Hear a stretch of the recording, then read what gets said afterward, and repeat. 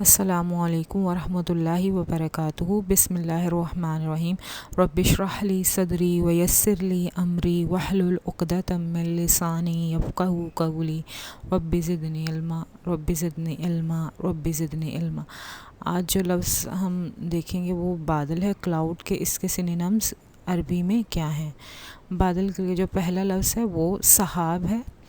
بادل کے لیے عام لفظ ہے اور ابتدائی شکل کے لیے استعمال ہوتا ہے سحب سے ہے، یعنی گھسیٹنا اور کھینچنا۔ ہر قسم کے بادل کو سحاب کہا جاتا ہے، یعنی جسے ہوائیں اٹھا کر آسمان پر پھیلا دیتی ہیں۔ بادل کے لیے دوسرا لفظ ہے غمام، جب بادل گاڑھا ہو جائے اور سایہ فگن ہو جائے۔ غمام کا لفظ غمہ سے ہے، یعنی ڈھانک لینا۔ غمام وہ بادل ہے جو تہ بتہ ہو کر گاڑھا ہو جائے اور سورج کی روشنی کو زمین تک آنے سے روک دے۔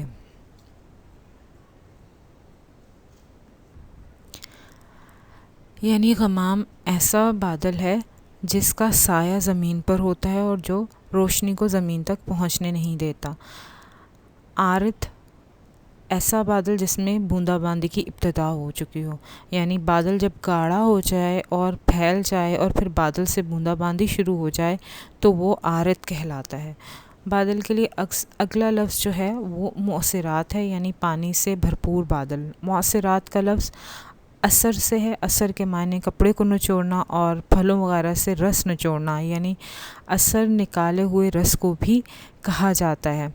معصرات یا معصرہ جو ہے وہ ایسے بادل کو کہا جاتا ہے جو پانی سے لدے ہوئے ہوں اور برسنے والے ہوں، نچڑنے والے ہوں۔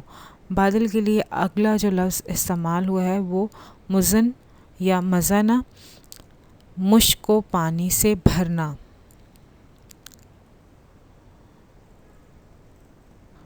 مزن سفید اور چمکدار بادل کو کہا جاتا ہے۔ بادل کے لیے اگلا جو لفظ ہے وہ سیب ہے۔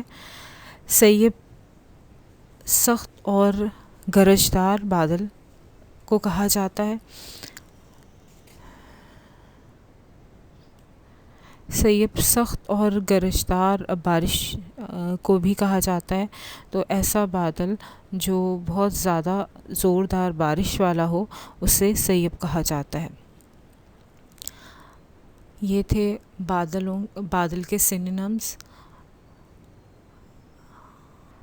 عربی میں بادلوں کے مختلف نام بادلوں کی حالت کی وجہ سے بلائے جاتے ہیں یا پکارا جاتا ہے ان کو، لیکن بادل کے لیے جو عام لفظ ہے اور ہر طرح کے بادل کے لیے استعمال ہوتا ہے وہ سحاب ہے۔